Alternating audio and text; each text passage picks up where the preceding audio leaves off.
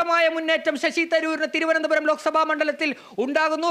4490 വോട്ടുകൾക്ക് ശശി തരൂർ തിരുവനന്തപുരം ലോക്സഭാ മണ്ഡലത്തിൽ ഇപ്പോൾ മുന്നേറുന്ന കാഴ്ചയാണ് കാണുന്നത്. നമുക്കറിയാം, ഞാൻ നേരത്തെ സൂചിപ്പിച്ചതുപോലെ തന്നെ രാജീവ് ചന്ദ്രശേഖർ അവിടെ വലിയ മുന്നേറ്റം ഈ കഴിഞ്ഞ മണിക്കൂറുകളിലെല്ലാം വ്യക്തമായ ലീഡുമായി മുന്നേറ്റ് പോകുന്ന ഒരു സാഹചര്യമാണ് ഉണ്ടായിരുന്നത്. അവസാന നിമിഷം വരെ വിജയത്തിലേക്ക് എന്ന ഒരു സൂചന ഉണ്ടായിരുന്നു. അവിടെ നിന്നാണ് ഇപ്പോൾ ശശി തരൂരിന്റെ പിന്മടക്കം, തിരിച്ചുകയറ്റം, ഉയർത്തെഴുന്നേൽപ്പ് എന്ന് പറയാം.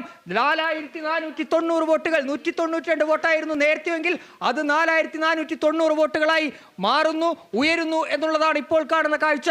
ഏതായാലും ഇനി എന്ത് സംഭവിക്കും, ഇനി ഇതിനെ മറികടക്കാൻ രാജീവ് ചന്ദ്രശേഖറിന് കഴിയുമോ എന്നുള്ളതാണ് കേരളം കാത്തിരിക്കുന്നത്. കേരളത്തിൽ ഒരു താമര മാത്രമാണോ വിരിയുക എന്നുള്ളതാണ് ഇനി അറിയേണ്ട കാര്യം. ഏറ്റവും അവസാന ഘട്ടത്തിലേക്കാണല്ലോ കടന്നിരിക്കുന്നത്. അപ്പോൾ ഇനിയിപ്പോൾ വലിയ വ്യത്യാസം വരുമോ? UDF ക്യാമ്പിലേക്ക് ഒരു ആവേശം പകർന്നിട്ടുണ്ടോ ആന്റണി? തീർച്ചയായിട്ടും അവസാന നിമിഷമുണ്ടാകുന്ന ഈ ടിസ്റ്റ് വലിയ പ്രതീക്ഷയാണ് UDF ക്യാമ്പിലടക്കം ഉണ്ടാക്കിയിട്ടുള്ളത് എന്നുള്ളതാണ് ഏറ്റവും പ്രധാനപ്പെട്ട കാര്യം. നമുക്കറിയാം, തോൽവി ഏതാണ്ട് മണത്തതാണ് തിരുവനന്തപുരത്ത്. ആ നിലയിൽ നിന്നാണ് ഇപ്പോൾ UDF ശശി തരൂർ തിരിച്ചു കയറുന്നത് തിരുവനന്തപുരം ലോക്സഭാ മണ്ഡലത്തിൽ.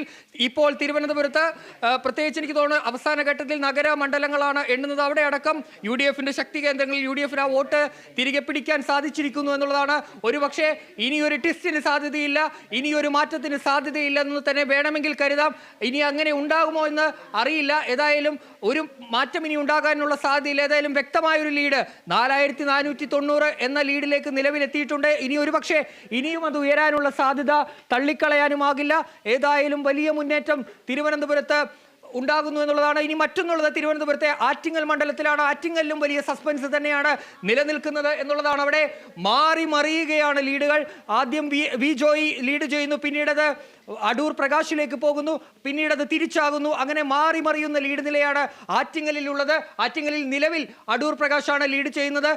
അത്തരത്തിൽ അവിടെയും ഒരുപക്ഷെ മാറ്റങ്ങൾക്ക് സാധ്യത ഉണ്ട് എന്നുള്ളതാണ്. ആറ്റിങ്ങലിലെ വെറും 2995 വോട്ടുകളുടെ ലീഡ് മാത്രമാണ് നിലവിൽ അവിടെ ആറ്റിങ്ങലിൽ അടൂർ പ്രകാശിന് ഉള്ളത്. അത് ഒരുപക്ഷെ മാറാനുള്ള സാധ്യത ഇനിയുമുണ്ട്.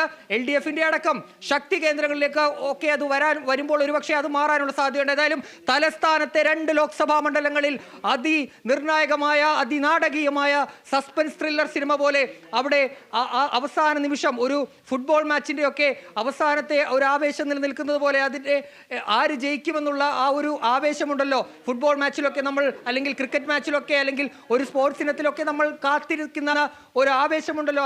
ആ ആവേശത്തിലേക്ക് ഏതായാലും തിരുവനന്തപുരത്തെ കോൺഗ്രസ് ക്യാമ്പ്, അതുപോലെ തന്നെ LDF ക്യാമ്പ് എന്തായാലും എത്തുന്നത്.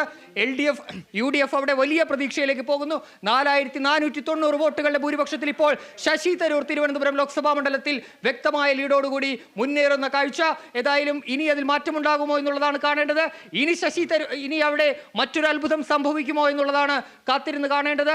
ഇനി അവിടെ ഒരു താമര വീണ്ടും കേരളത്തിൽ ഇനിയും വിരിയാൻ സാധ്യതയുണ്ടോ എന്നാണ് അറിയേണ്ടത്. ഏതായാലും അതിനുവേണ്ടിയുള്ള കാത്തിരിപ്പാണ്. ഏതായാലും വോട്ടെണ്ണൽ പുരോഗമിക്കുന്നു. ഏതായാലും ശശി തരൂർ തിരുവനന്തപുരം